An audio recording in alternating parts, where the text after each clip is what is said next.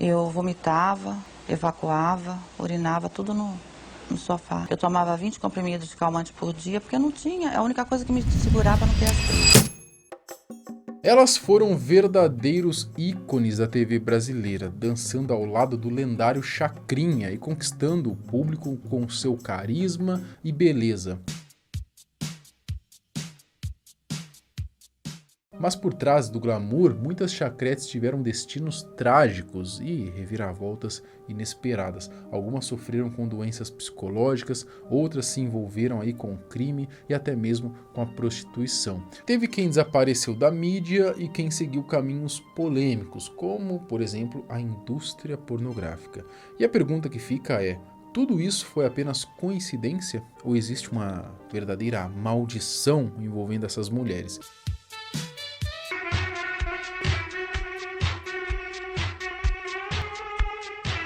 Hoje a gente vai relembrar algumas histórias sobre as chacretes que marcaram época, mas que depois da fama enfrentaram desafios e se complicaram muito aí na vida. Nesse vídeo a gente vai conferir então a maldição das chacretes. O que aconteceu com cada uma após a fama. Eu sou Marcelo Milos, depois da vinheta eu te conto.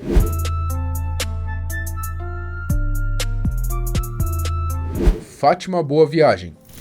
Fátima Lopes Santiago, mais conhecida como Fátima Boa Viagem, foi uma das chacretes mais marcantes do programa. Não à toa, ela ficou de 1978 até 1988 na atração, sendo ela, então, a que ficou por mais tempo. A Fátima também era conhecida por ser o braço direito do chefe. Ela quem tomava conta de praticamente tudo do Chacrinha, incluindo horários das medicações, por exemplo. A dançarina ficou tão popular que chegou até a namorar famosos, como Sidney Magal, que bombava muito na época, mas a sua vida se transformou totalmente após a morte do apresentador em 1988. As piores coisas que aconteceram na minha vida foi quando eu perdi a minha mãe e o velho guerreiro, porque eu já estava ali há 10 anos, a minha vida tudo...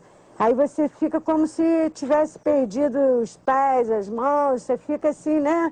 Sem saber o que fazer. Primeiro, porque como eu já mencionei, ela era muito próxima dele, mas outro motivo foi aí a promessa não cumprida de Faustão. Quando ele assumiu o lugar do Chacrinha, ele garantiu às chacretes que elas continuariam no novo programa. Só que na hora H, a produção mudou de ideia e decidiu renovar o elenco, trazendo então novas dançarinas com um estilo diferente. E foi assim que Boa Viagem, assim como outras, né, acabou ficando sem emprego. A partir desse momento, a vida dela tomou um rumo completamente diferente. A Fátima até recebeu um convite para trabalhar no programa do Bolinha, outra grande atração da época. Porém, logo nos primeiros dias, percebeu que o ambiente era bem diferente do que ela estava acostumada. Havia muita rivalidade e brigas entre as meninas, o que a fez repensar a sua decisão, né? E diante disso, ela optou por deixar de vez a carreira artística. E eu fui para São Paulo para fazer o programa do Bolinha, sendo que eu fiquei um mês só.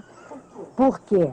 No Chacrinha, o nosso camarim era um respeito mútuo, não podia ter uma briga entre as chacretes, o Chacrinha exigia isso. Cheguei lá, minha filha, era uma brigalhada, e até saíam no tapa, entendeu? Falei, eu comecei a comparar o clima do Chacrinha entre nós no camarim, as chacretes, e lá, que era uma baixaria. Então eu desisti, eu falei, quer saber uma coisa? Encerrei minha carreira. Após o sucesso na TV, a Fátima seguiu um caminho completamente diferente e passou a trabalhar como cozinheira e garçonete. Ela nunca se casou, mas teve um filho, dedicando-se a criar e sustentar sua família longe dos holofotes. Em 2016, o programa Domingo Show da Record fez uma reportagem com a ex-chacrete mostrando a sua vida. Na época, ela estava vendendo coxinhas como forma de renda. Lá ela disse que tomava remédio para depressão e que a fama é pura ilusão. Índia Potira. A Índia Potira foi com certeza a chacrete que teve a vida mais doida aí depois do programa. Maria da Glória Aguiar da Silva ganhou um apelido que a consagrou no próprio Chacrinha, mas antes dela entrar para o programa do Velho Guerreiro, né, ela já tinha passado aí por poucas e boas. A Maria da Glória era de uma cidade do Espírito Santo, mas ainda criança foi com a mãe aí para o Rio de Janeiro para tentar uma vida melhor. Aos 14 anos, ela já havia engravidado e se casado, mas o casamento não durou quase quase nada e, muito jovem, ela acabou se vendo sozinha aí com 2 filhos para criar. Sem outra escolha, ela precisou aprender a se virar desde cedo para sustentar a família, trabalhou como empregada doméstica durante um tempo, até que a sua beleza e suas habilidades como dançarina abriram portas para ela na TV. Primeiro, ela fez parte do programa do Bolinha e depois de se destacar, ela foi lá para o programa do Chacrinha em 1970, onde ficou conhecida como uma das mais belas e adoradas aí pelo público. Nessa época, ela ganhou muita fama, mas dinheiro mesmo, pelo jeito, não era tanto, já que ela mesma admitiu que se prostituía para poder aumentar a renda. Durante o tempo aí em que esteve no programa, ela também acabou se envolvendo com drogas e até mesmo desenvolvendo um vício. E calma, porque a história dela ainda vai ficar mais pesada. Em 1978, a Potira saiu da atração por conta de desentendimentos com o filho do Chacrinha e por volta desse período, até um pouco antes mesmo de sair, que ela se apaixonou então por um traficante e a partir daí acabou se afundando de vez nas drogas. Muito esquisito, mulher gosta de homem bandido mesmo. Você vê o cara bonzinho, certinho, mulher... Agora o cara que mulher gosta mesmo, ser agarrada no tranco mesmo. Eu gosto, né? A Maria da Glória chegou a ser presa 3 vezes e dizem que ela até chegou a tomar conta do tráfico aí depois da morte do seu amado, mas isso ela não assume não, ela não assume esse BO. Não, ele acha que eu não tenho que falar porque eu tive presa. Eu tive. Eu vou esconder, vou tampar o sol com a peneira? Meu Deus. Vai procurar lá no fundamento que vai ver Raquel aqui. Na sua última passagem pela prisão, nos anos 90, a ex-chacrete encontrou um novo caminho e se converteu ao cristianismo. Após ganhar a liberdade, decidiu reconstruir a sua vida trabalhando como auxiliar de serviços gerais. Finalmente, depois de tantas turbulências, ela conseguiu então encontrar um pouco de paz. Depois ainda fez algumas participações em novelas globais, como em Beleza Pura, de 2008, e em 2013 em Amor à Vida. Porém, em 2010, a eterna Índia Potira enfrentou um dos momentos mais difíceis aí da sua vida ao ser diagnosticada com câncer de mama. Foi uma batalha dura e longa, mas infelizmente, após anos de luta contra a doença, a Maria acabou nos deixando aí. Ela morreu com 76 anos em 2023 no Rio de Janeiro. Sandra Matera. A Sandra foi uma das primeiras assistentes de palco do senhor Abelardo Barbosa, Trabalhou em seus programas aí entre 1968 a 1971, quando deixou a atração ao acusar um dos filhos do apresentador de assédio. Então assim, você já vai vendo, que a outra já teve problema com o filho do Chacrinha e agora essa daqui também por conta de assédio. Então, meio esquisito isso aí, Depois de sair da atração, a Sandra ainda fez ali alguns outros trabalhos na TV e em filmes, E em 1977, o ano em que deixou a Rede Globo, ela se casou com o baterista aí do Roberto Carlos, o Norival D'Angelo, com quem teve 2 filhos. Os problemas da dançarina, que era fã aí de Roberto Carlos, se intensificaram quando ela começou a sofrer com síndrome do pânico. A doença a impediu de continuar trabalhando e, sem outra opção, passou a depender da ajuda do pai para poder viver. Por quê? Quando eu trabalhava e tive a síndrome do pânico, eu fui mandada embora do meu emprego por eu ter as crises. E a partir daí, meu pai não admitiu mais que eu trabalhasse, com medo de eu até morrer, não dá tempo de chegar no hospital com as crises do pânico. Ele falou, a partir de hoje, que você ganha no seu trabalho, eu vou te dar. A Sandra disse que chegou a ficar vegetando durante 3 anos e pesou menos de 50 quilos. Fiquei 3 anos vegetando. Eu fiquei com 50 quilos, com 1,71 m. Eu vomitava, evacuava, urinava, tudo no sofá. Eu tomava 20 comprimidos de calmante por dia, porque eu não tinha. É a única coisa que me segurava para não ter as crises. Ficava internada 20 dias. Quando ia de novo 10, exames, vinha aparelhos do Einstein, de tudo que é hospital para ver o que eu tinha, ninguém sabia. Ela também supostamente sofria de adolescência tardia, E pelo seu jeito de ser, realmente parecia se enxergar como uma eterna jovem. Além disso, afirmava já ter passado por mais de 20 cirurgias para poder manter a aparência, e se sentir bem fisicamente. Preencher, porque eu ainda não cortei, não puxei ainda, porque eu tenho pavor dessa cirurgia. Aí eu fiz, semana passada, preenchi um pouquinho mais, falta aqui, já fiz os lábios também, que é grosso meu lábio, mas Eu queria ele mais grosso um pouquinho, porque com a idade ele murcha um pouquinho, né? Maquiagem definitiva na sobrancelha, nos olhos em cima e embaixo. A Sandra ainda teria tido o sonho de talvez um dia voltar à TV, mas em 2018 a ex-chacrete se sentiu mal durante a madrugada e foi levada ao Hospital Miguel Couto, na zona sul do Rio de Janeiro, aí, e a Sandra sofreu então um infarto fulminante no caminho, não resistiu e acabou falecendo aos 66 anos. Então assim, pesado, né? Todas aí vocês estão vendo que não tiveram um destino muito bom não. Rita Cadillac. Bom, a Rita Cadillac é sem dúvidas aí a mais famosa das chacretes, né? Ela quem se manteve na mídia durante mais tempo, mas isso inegavelmente aconteceu também por conta do polêmico caminho que ela resolveu seguir. A carioca se tornou referência de beleza e sensualidade enquanto esteve no programa do Chacrinha, mas quem a via dançando não tinha ideia do passado de abuso que ela tinha vivido. A Rita de Cássia Coutinho, né, ela não conheceu o pai, que faleceu enquanto sua mãe estava gestante. Após nascer, foi deixada por sua mãe com a sua avó paterna, que a criou. Aos 15 anos, foi obrigada a casar-se com um rapaz da vizinhança, já que a sua avó achava que ele seria um bom partido aí para Rita, que acabou se casando virgem no civil e no religioso. Só que revelou que foi abusada pelo marido durante esse relacionamento deles. Você não fazer sexo porque você quer é horrível. Eu sei porque eu já passei isso bilhões de anos atrás. Com quem?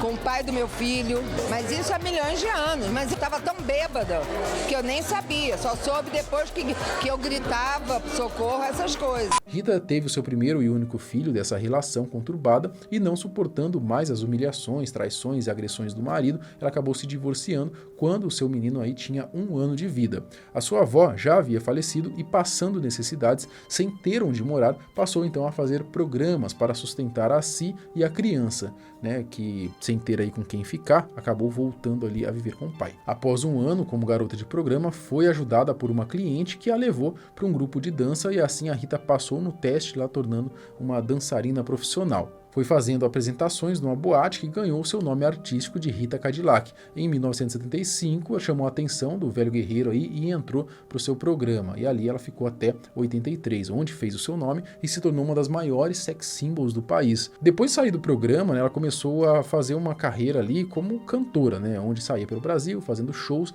inclusive em lugares exóticos, se a gente pode dizer assim, né, como por exemplo na cadeia e em garimpos. A Rita sempre soube aí se manter relevante durante as décadas aí, mas o seu próximo boom mesmo de popularidade veio em 2004, quando ela resolveu aceitar a proposta para entrar de vez aí na indústria pornográfica. Seus filmes produzidos aí pela Brasileirinhas foram um enorme sucesso de vendas e ela fez produções até 2008. Depois dessa passagem de sucesso pelo Mundo Mais 18, a Rita fez participação em novelas, reality shows e em filmes. Ela teve um momento de perrengue também durante a pandemia, quando ela recebeu um auxílio emergencial aí de R$600, já que ela não tinha como fazer os seus shows. Eu pedi, foi aceito, graças a Deus, agradeço, porque eu tô sem trabalhar desde março. E aí você fica se pensando, né? É meio estranho até, né? Para você entender como que o mínimo de educação financeira fez muita falta para ela. E faz muita falta para todo mundo, né? Ela com certeza ao longo da vida ganhou milhões, né? Para chegar na pandemia precisar de R$600 por mês, isso soa ridículo, né? Se ela tivesse investido entre aspas, numa poupança que seja, né? Já que não é nem investimento, tá na poupança o dinheiro, né? De considerado tão horrível que é a rentabilidade, ela não teria passado por isso, né? De ter que receber R$600 do governo, isso é ridículo, né, cara? Como que ela fez com o dinheiro, né? Veja, eu com certeza não devo ter feito na vida 10% do que ela deve ter feito aí nos seus tempos áureos aí, com um mínimo de educação financeira, eu não passaria por essa situação de ter que depender de R$600 do governo. Mas é claro, né? Vale lembrar que não basta só entender o mínimo de educação financeira para conseguir ter uma independência financeira mesmo, que é uma expressão bonitinha aí que a gente usa para se referir a você não precisar trabalhar mais para sobreviver. Além da educação financeira, sem dúvida nenhuma, um dos pilares mais importantes, se não até o mais importante também, é você ganhar mais, porque de nada adianta você saber aí aplicar em alguma renda fixa ou variável se você não consegue juntar nem R$300 R$100 no mês ali para você poder aplicar. E aí você pode estar até se perguntando, mas como que eu posso aumentar a minha renda, sendo que eu trabalho o dia todo, mal me sobra tempo aí quando eu chego em casa, ou pior, eu nem tenho emprego. E aí que você tem que definir suas prioridades, né? Eu aposto que você fica pelo menos uma meia hora por dia ou mais aí rolando feed de rede social, não fica? Por que você não troca esse seu tempo perdido assistindo, consumindo, coisa que não vai te agregar em nada, em aprender alguma habilidade nova? Em tempos difíceis, né, encontrar formas legítimas de mudar de vida é fundamental. E hoje, com a tecnologia, com a internet, a gente tem diversas possibilidades que antes pareciam impossíveis. Por exemplo, né, você sabia que é possível ganhar em dólar sem sair do Brasil, né, e até mesmo sem saber falar inglês? Eu não estou metendo louco não, tá? Existe um método real e acessível que pode transformar a sua realidade. Você já pensou em usar ferramentas simples aí como o Google Tradutor, alguma inteligência artificial que seja, né, para poder começar a faturar em dólar? E não sou eu que estou falando não, tá? São meus alunos, pessoas comuns que aprenderam como ganhar em dólar com o método que eu criei. Olha a Thalita, por exemplo, ela ganhou $298 na primeira semana, parece pouco, mas dá uns R$1.800, é o suficiente para poder pagar a parcela de um carro novo. Tem o Iago também, que faturou aí $87 em 3 dias, então você imagina em 30, né? Também parece pouco, mas aí dá quase R$550. Bom, em outras oportunidades eu vou mostrar mais alunos aqui que tiveram excelentes resultados, tá? A diferença entre eles e você é que eles decidiram agir. Então, se você quer sair dessa escravidão financeira e quer aprender o caminho, tá? Eu vou te ensinar através de um treinamento gratuito que eu estou disponibilizando nessa semana, tá bom? Faz o seguinte, clica no primeiro link aqui da descrição e me chama no WhatsApp, que eu vou te dar todos os passos, os mesmos que o Iago e a Thalita seguiram, tá bom?